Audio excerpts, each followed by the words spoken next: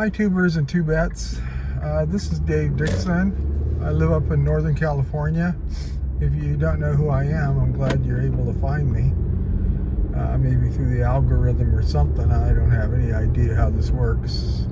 I know I'm not putting any thumbnails on my stuff, so that's probably not a good thing. My son is going to help me this Saturday to learn how to put a thumbnail on. So, they said work 10 times as hard on your thumbnails as you do your videos. Well, that's going to be hard because I'm working pretty hard on my videos, especially the editing part of it. So I just got done with my 10,000 steps. I actually did 11,000 steps, and that'll be 19 days in a row that I've done it. So that's a really good thing. And what I wanted to talk about today was something that might be obvious to people, and most people don't want to ask me. But I want to start out by a quote by David Thoreau, and he was kind of, I guess, a liberal writer.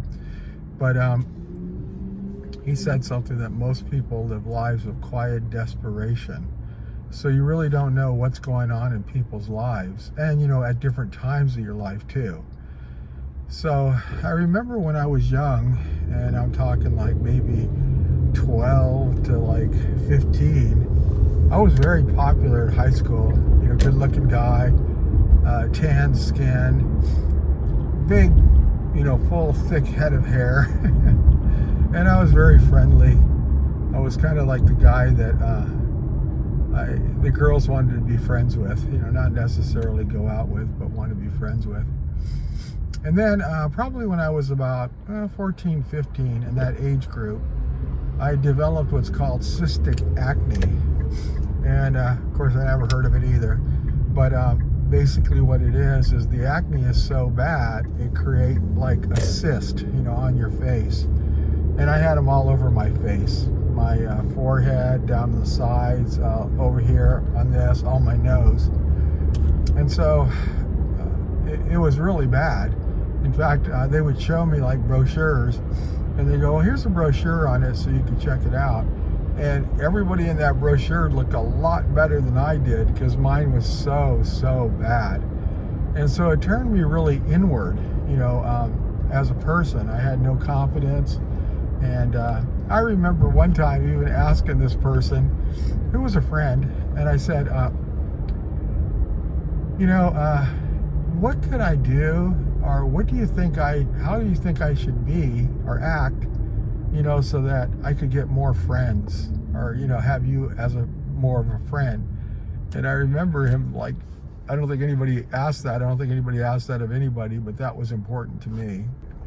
So that was important to me. And it was just kind of a desperation type move.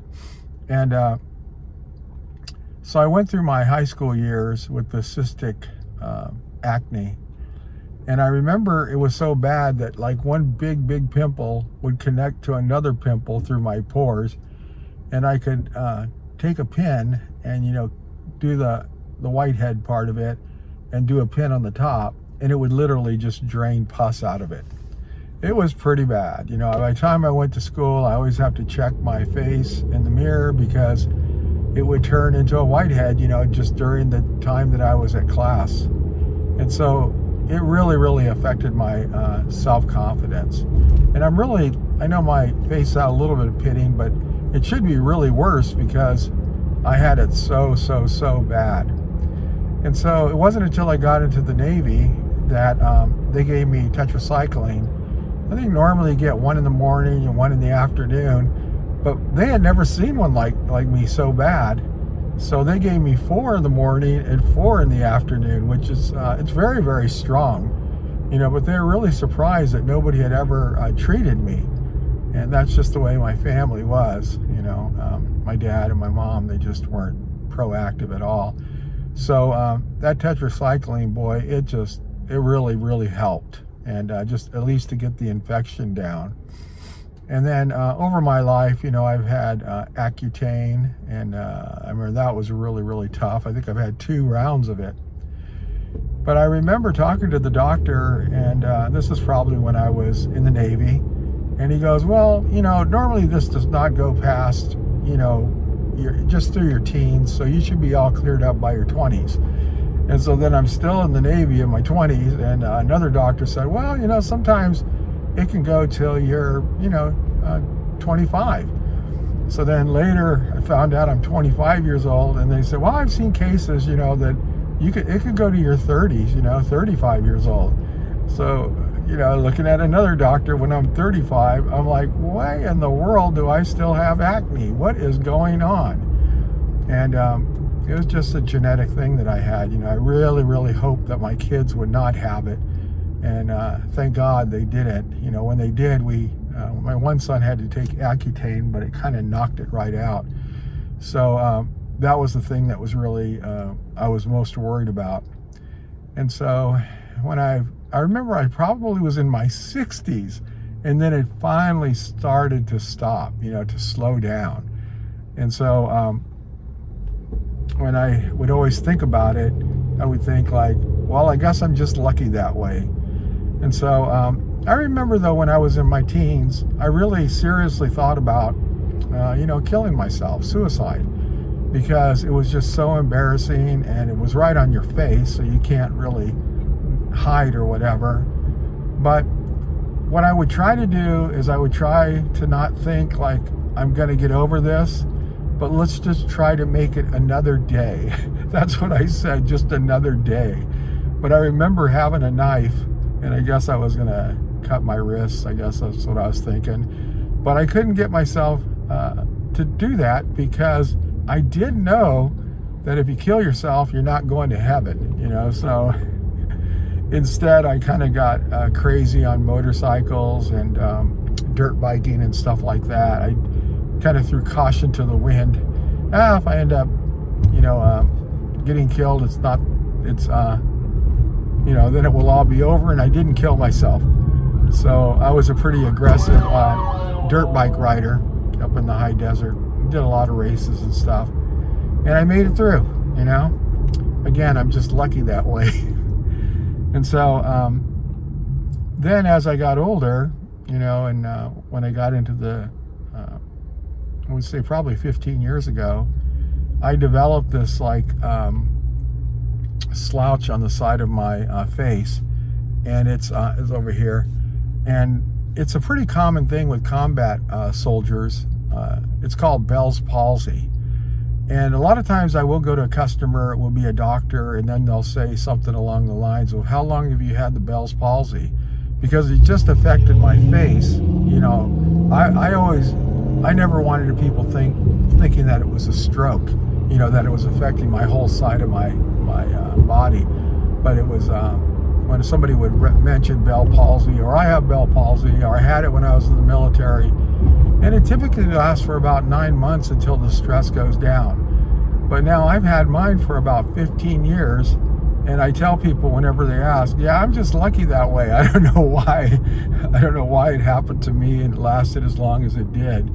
It's supposed to be infection, in your things that do your facial movements. There's like a little tube, I guess, and then the ligaments and stuff go through there, and when it gets infected, then it can cause this kind of damage. But I've literally had it for 15 years, maybe 20 if you look at some pictures. It's always kind of used to be hard for me at first, because I would have a lot of kids, when I go to people's houses and have an appointment. And again, here I am, a salesman, it's right on my face, and I'd have a lot of kids ask me, like, and they don't mean anything bad by it, but they would say, what happened to your face? That's just the way they talk, and they're not looking for a big explanation.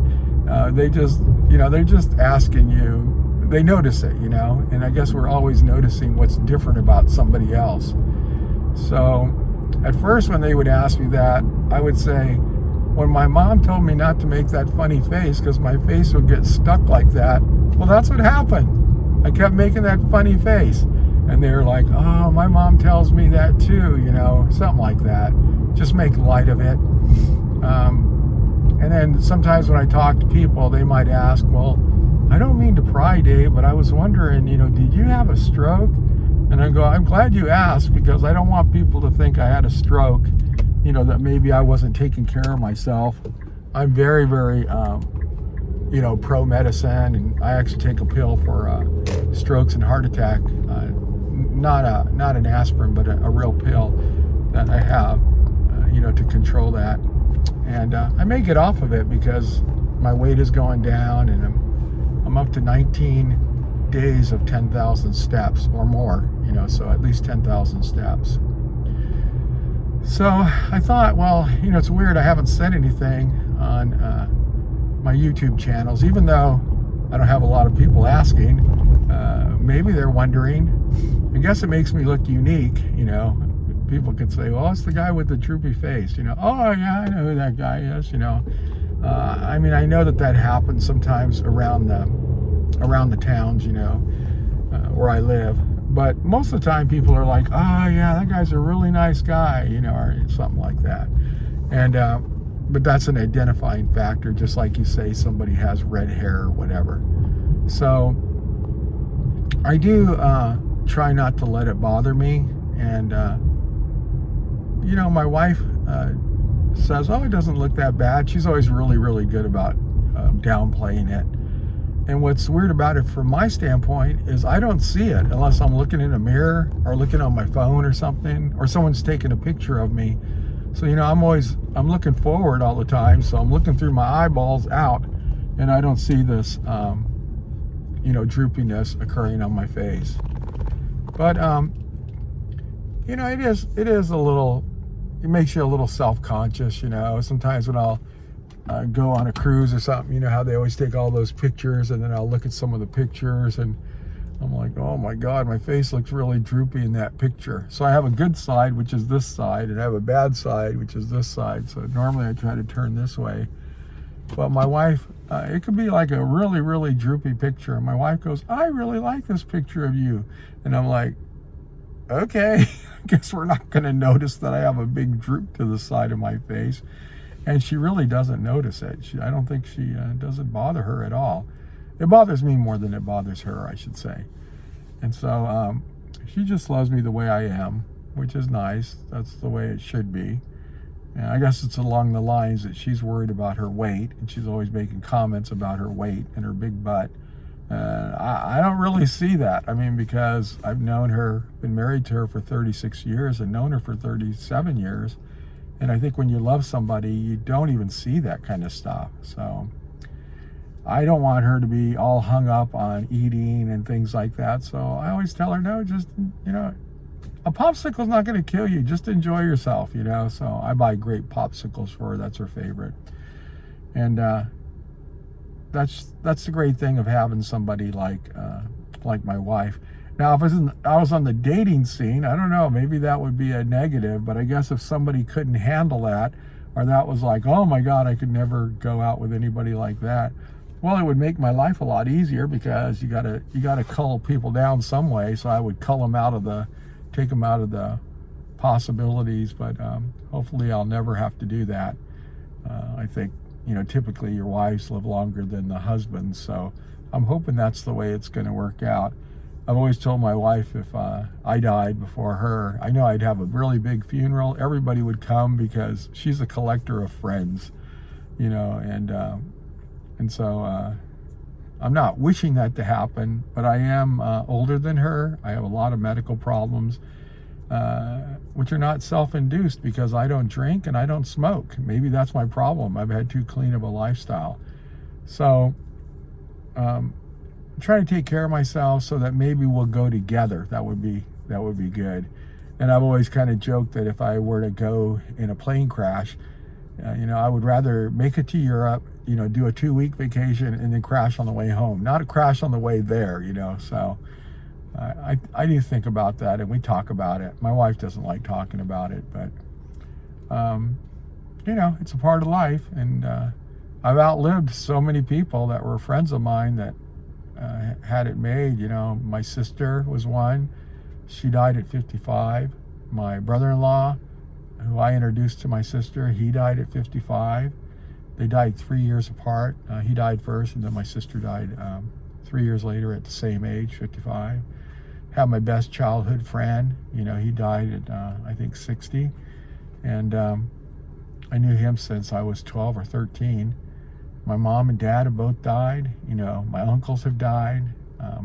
My father-in-law, who I really loved, he died. So, you know, you could do as much as you want, but a lot of it is based on genetics and really how you take care of yourself.